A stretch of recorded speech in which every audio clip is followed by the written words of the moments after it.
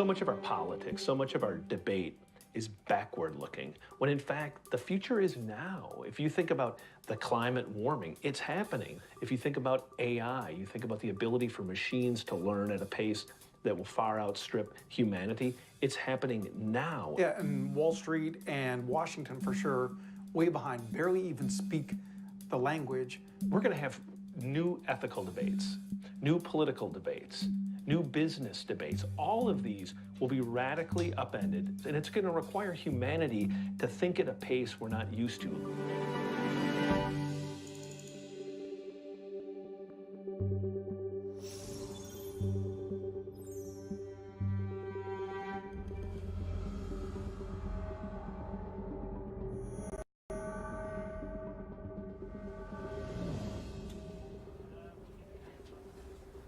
Well, thanks for doing this. We really appreciate it. And Sure. I mean, just to sort of set the stage, I think we sort of have your shared concern about AI and about, one, people not really understanding what it is, but also understanding sort of like the potential consequences for humanity. No problem. I might occasionally need to stop and check for any emergencies coming through regarding Tesla. Understood. These tend to happen, fortunately.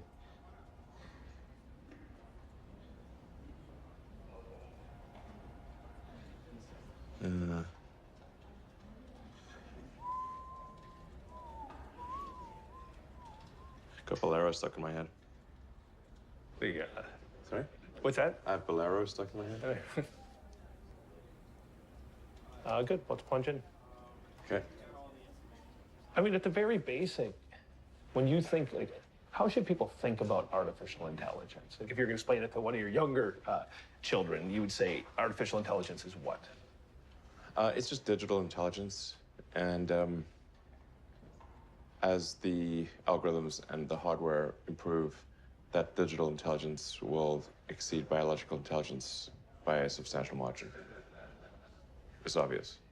When you say that will exceed human intelligence, at some point soon, the machine's going to be smart, not just smarter, like exponentially smarter than any of us. Ensuring that the advent of AI is good, or at least we try to make it good, seems like a smart move. But we're way behind on that. Yes, we're not paying attention. We worry more about what name somebody called someone else than whether AI will destroy humanity. That's insane. Before we get to like solutions, We're like children in a playground. this could be a huge problem for society. What are the scenarios that scare you most? Humanity really is not evolved to think of existential threats in general. We're evolved to think about things that are very close to us, near term, to be upset with other humans, and not to really to think about things that could destroy humanity as a whole. But then in recent decades, just really in the last century, we had nuclear bombs, which could potentially destroy civilization, obviously. We have AI, which could destroy civilization. We have global warming, which could destroy civilization, or at least severely disrupt civilization. And excuse me, how could AI destroy civilization? You know, it would be something the same way that humans destroyed the habitat of primates. I mean, it wouldn't necessarily be destroyed, but we might be relegated to a small corner of the world. When Homo sapiens became much smarter than other primates, it pushed all the other ones into small habitats. They're just in the way. Couldn't AI, even in this moment, just with the technology that we have before us, be used in some fairly destructive ways? You could make a swarm of assassin drones for very little money by just taking the Face ID chip that's used in cell phones and having a small explosive charge and a standard drone, and have them just do a grid sweep of the building until they find the person they're looking for, ram into them, and explode. You can do that right now. No new technology is needed. Right now. People just think this stuff is of sci-fi novels and movies, and it's so far away. But Yeah. every time I hear you speak, it's like, well, no, this stuff is sitting, it's right here. Probably a bigger risk than being hunted down by a drone is that AI would be used to make incredibly effective propaganda. That would not seem like propaganda. So these are deep fakes. Yeah, influence the direction of society, influence elections, artificial intelligence. Just hones the message, looks at the feedback, makes this message slightly better. Within milliseconds, it can adapt its message and shift and react to news. And there's so many social media accounts out there that are not people. Like, how do you know it's a person, not a person? One reason that regulators and others are a little bit in denial about this is the speed, the pace of change. What is the consequence of that speed of change? The way in which a regulation is put in place is slow and linear, Right. and we are facing an exponential threat. And if you have a linear response to an exponential threat, it's quite likely the exponential threat will win. That, in a nutshell, is the issue. You're a neuroscience company, and you're working to build basically an interface to the brain. Yeah. Electrode to neuron interface at a micro level. Okay, what is it? Like, I'm gonna have like a plug in my head that's gonna fit into a hard drive? Like, or how does that work? Yeah. A chip and a bunch of tiny wires. This would be implanted surgically. And it would do what? Could you input? Could you download Jim? Yes. Well, what The long-term aspiration for Neuralink would be to achieve a symbiosis with artificial intelligence, and to achieve a sort of democratization of intelligence, such that it is not monopolistically held in a purely digital form by governments and large corporations. basically an effort for man to merge with machine in Yes. a healthy way. Yes. To beat machines, you basically have to merge with machines. Most likely, yes. Essentially, how do we ensure that the future constitutes the sum of the will of humanity? And so if we have billions of people with a high bandwidth link to the AI extension of themselves, it would actually make everyone hyper smart.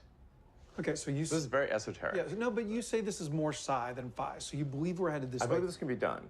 When will I be able to get the interface implant? It's probably on the order of a decade.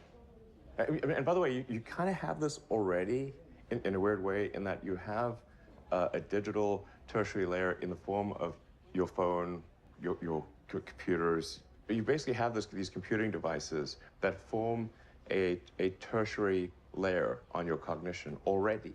So wait, we have that imprint in our brain, implant in our brain. Yeah. We download most of Jim. Then could I, in the digital Jim, Yes. could I make him a skilled Mandarin speaker or a tuba player Yes. and re-upload it to him? Yeah. Along the way, Neuralink is going to help solve a lot of nerve problems. Like, so, in fact, we're just talking about, okay, what would it take to really solve for spinal cord injuries? We already know how to do this. Implant electrodes into the motor cortex of the brain, and then bypass the severed section of the spine and have effectively local microcontrollers near the muscle groups. It could restore full limb functionality. Very exciting what can be done here. And it's just memory. Like, as people get older, they lose their memory. As I was saying, it's incredibly sad when a mother forgets her own children, and that can be solved too. I've seen you speak in person, we've watched some of your interviews. Like sometimes you seem visibly sad about what's happening. I think we should try to take the set of actions that are most likely to make the future good for humanity. I'm pro-human. And my faith in humanity has been a little shaken this year, but I'm still pro-humanity. You've said that this has been the toughest year for you, the most sort of taxing year for you. Like, why? Well, I mean, Tesla really faced a severe threat of death due to the Model 3 production ramp. Essentially, the company was bleeding money like crazy, and just if we didn't solve these problems in a very short period of time, we would die. And it was extremely difficult to solve them. How close to death did you come? Within single-digit weeks. 22 hours a day, or like what? How many I hours? was working, so 7 days a week, sleeping in the factory. I worked everywhere I worked in the paint shop, general assembly, body shop. You ever worry about yourself imploding? Like it's just too much? Absolutely. No one should put this many hours into work. This is not good. And people should not work this hard. They should not do this. It's very painful. Painful in what sense? It hurts my brain and my heart. So this is not recommended for anyone. I just did it because if I didn't do it, then good chance Tesla would die. Do you believe in God? I believe there's some explanation for this universe, which you might call God. Elon Musk, thank you for an amazing conversation. Yeah, thank you. Thank you, sir. Fascinating. Thank you. Thank you very much. Really appreciate it, sir. Help you guys with that loading up. So thank you very, very much.